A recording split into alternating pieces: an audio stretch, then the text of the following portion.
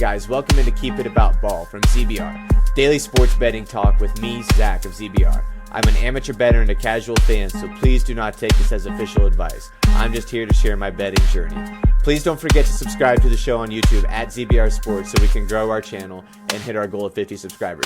And as always, thank you guys for listening.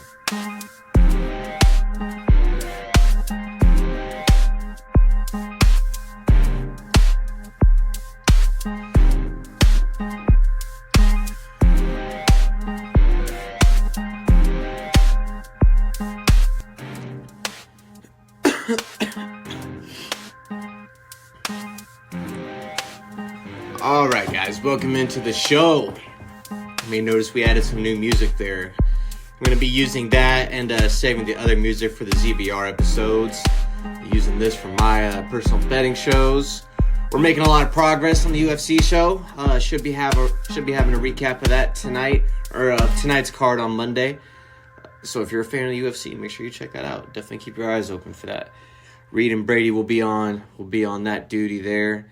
And I think they're going to put together something pretty great over there. So, yeah, hoping for great stuff from them. Diving into yesterday. Oh, also, one more quick announcement. I decided after yesterday's rant, I'm going to go ahead and just call the show Keep It About Ball. Felt like that was a pretty good name. I feel like it's got a pretty good meaning, too. And just kind of works out that way. So that's what we're going to do. And what we're going to refer to this little betting segment to as going forward. As for my betting luck, man, I woke up today and I had a lot more money than I was expecting in my FanDuel account. I got this big smile on my face. I was real excited. And I immediately went over to my, settled bets to bask in my glory a little bit, and went and looked and saw, and was like, that bet missed, that bet missed, that bet missed. And I was like, what in the world happened? Because the profit boost, the bonus bet, both those missed. I was like, where did all this come from? I was like, oh yeah, I added money before I went to bed. So, self-payout right there. That's not exciting, but it happened. And that's, I guess, part of the game while you're learning. So yeah, as for those bets though, I did have the one parlay that hit. Other than that, was pretty not good, although all of them were really close to hitting.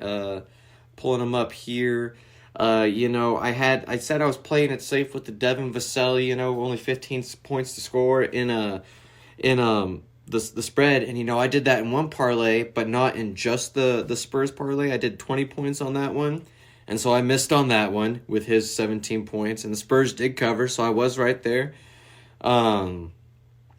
And then our other NBA bet, the other two NBA parlays that didn't hit, the other NBA parlay that didn't hit, Anthony Davis scored his 15 along with Devin Vassell. Spurs covered, Nuggets more than covered. We just needed the Lakers to pull out a W against a not very good Brooklyn team, but the Lakers couldn't get the job done, lost by almost 20. But, bad teams do bad things, so that is what it is, I suppose. But yeah, again, a Lakers win away right there from hitting the profit boost plus 564 bet. That was pretty rough. But bailing us out a little bit was the Boston-Denver parlay. That was the Nuggets to cover plus 7. Nikola Jokic over 20 points, Tatum as well, and then Jokic over 10 boards, which he had 12. And Jokic over 6 assists, which he had 9. I really thought about juicing that to the 10 yesterday on the assists as well as the boards. And man, outside of that assist, I would have hit. But I could have juiced just about all of his props. At least I could have juiced that up to 8 on the assist and still would have hit more and probably would have completely counteracted all my missed bets for the day. But you know what? I'm glad I at least got something out today. I didn't go home completely empty-handed, because over on the hockey side, the Panthers screwed us like hell yesterday. I had 2 parlays with them. One was just their money line with my standard shots on goal, which everyone did yesterday. And they didn't win, so I lost that one. And then I had another one with the same shots on goal. Actually, I took 2 of them off, but I added the game over, and the game went to 10 goals. It was over 5.5, so that went just fine. That was no problem. And then in my bonus bet parlay that I used, because I felt safe doing it with hockey favorites, just normally those feel like my safest bets and favorite bets, but I parlayed up that Florida Panthers money line and scored a shot on goal, all with the Carolina Hurricanes, along with Alex DeBrincat and Brady Skajai to score a shot on goal as well. And everyone did their job except for the Panthers as a team. So, again, Panthers, Lakers, get it together, man. Come on, you guys are killing me. I had to add money because you guys. I saw it going south, and I was going to bed. I was like, yeah, I'm going to go ahead and add this money because I know I'm going to need it tomorrow. And I know if I wake up tomorrow, I'll be a hard ass and try to gamble with what I have left, and that probably won't go very well and won't be enjoyable at all. So I went ahead and added the money so we can make some better bets today. Excuse me there. So, as for today, let me get back on track with these notes here. All right, so we'll start with some NFL action. I am going Texans to the Texans and Ravens first. Both these offenses are capable of hitting the over by themselves, so I am taking the over. At 40, what is it, 48? Let me go back and pull up FanDuel here because I did not type the over in on my notes. Over 43.5. Yeah, that seems like really low. The Texans just did that by themselves last week. Have done that by themselves a few times this year. The Ravens have done that by themselves a few times. I just feel like that's incredibly low. The Texans have proven that they can hang with some of the good defenses. So I think they can put up, at least, 23, 24 against Baltimore, somewhere in that neighborhood. And I do think Baltimore wins this game. I almost did want to take Houston to cover, but I try to stay away from betting on or against Baltimore because that's another one of those teams that goes bad for me. Like, the last time I bet on Baltimore was last time they lost that preseason game, which was their first preseason loss and whatever. I had not bet on any of those games, and I heard about that. I was like, well, yeah, I'm gonna hop on that train. I doubt that ends tonight. Harbaugh's a good coach. That seems like a good trend. Of course, that night they fucking lose their preseason game. So I feel like in the past just never had luck with it. So I try to stay away from the Ravens. I feel like they're a bad luck team in general. So I'm just going the over here. I did bet that straight along with, and then I did do a parlay with C.J. Stroud, 200 plus passing yards, and the first quarter over of 7.5, which I also bet straight because I think 7.5, they don't think there's a chance for it. Well, obviously they think there's a chance, but I just think it's very likely that at least one team gets a touchdown and one team gets a field goal in the first quarter. It doesn't make sense that they wouldn't to me. I mean, it does because both teams have capable defenses, but I think the offenses come out swinging and this game could go crazy. So yeah, I like that. That as a parlay together. Again, the 43.5 over for both teams. C.J. Stroud, 200 plus passing yards, and the first quarter over of 7.5. Altogether is plus 242 over on FanDuel, or at least it was when I made the bet.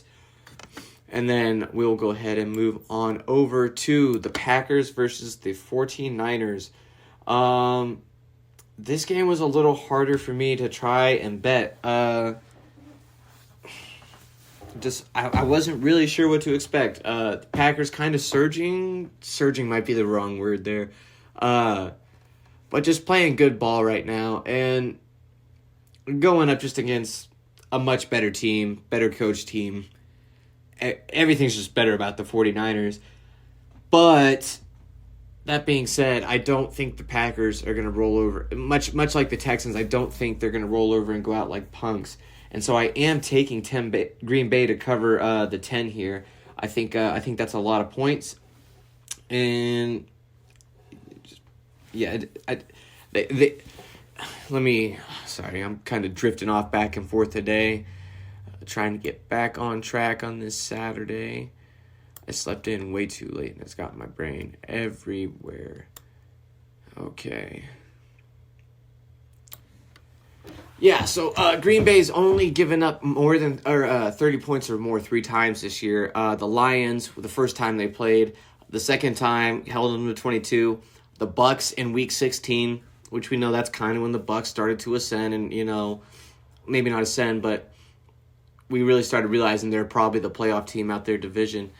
And then the Panthers, and that was, I'm pretty sure, the week they fired their head coach, and we all know how head coach firings go with their teams the next week. So I'm not too worried about those games, and I'm not confident that they can keep San Francisco under 30 points per se, but I don't think it's gonna be like, I don't think San Fran puts up like 40 or anything. If anything, it's like 31, 32, and I certainly think Green Bay is more than capable of getting 24 points on this team. I know they won't be able to run the ball very well, but I think San Francisco's run defense is slightly overrated. You look at their total yards and attempts, and it's kind of warped just because so many teams are forced into passing against them all year. You go look at their yards per carry, and where like some of the more other flashy rushing defensive rushing stats, they're like number 1, number 2, number 3. You go to yards per carry, and they're down in like 10th. And to me, that says a lot. It's just, I don't know, I don't know. But to me, that says a lot. So I think Aaron Jones and A.J. Dillon together can get enough going for them maybe to open up the passing game and put up maybe 24, 25, maybe 27 points, somewhere in that neighborhood. So I am taking where'd it go? I am taking a straight bet at the Packers to cover the spread, and then also a parlay with the spread. Jordan Love over 1.5 passing touchdowns and over 19.5 Packers total points. I don't actually know why I took Brock Purdy 2 passing touchdowns out of there. I did, and had that on there, but I took it out. I don't remember why, but you could throw that in there, and I really like that. I think we'll see some offense in that game as well. I think it'll be probably more closer to the conference championship games, and when we really see the defense be a little more relevant in some of these games. I think right here we still see some kind of shootouts here. But yes, as far as NFL, that is all I have for today. Also, I did want to throw out one other thing. FanDuel does have a 50% profit boost going out on NFL live wagers for NFL games today only. So if you wanted to wait, if like Green Bay gets the ball first, Christian McCaffrey, his anytime touchdown is going to go from I think it's like minus 380 right now down to maybe anywhere from like minus 340 to minus 300. You throw on the 50% on there. It's a pretty safe bet, and then maybe, you're looking at minus 150, minus 160, in that neighborhood for a C-Mac anytime touchdown, which long since are those days. Long since are those days. But yeah, moving on to some NBA stuff. My first pick, I'm going back to the Spurs. Covered for me last night.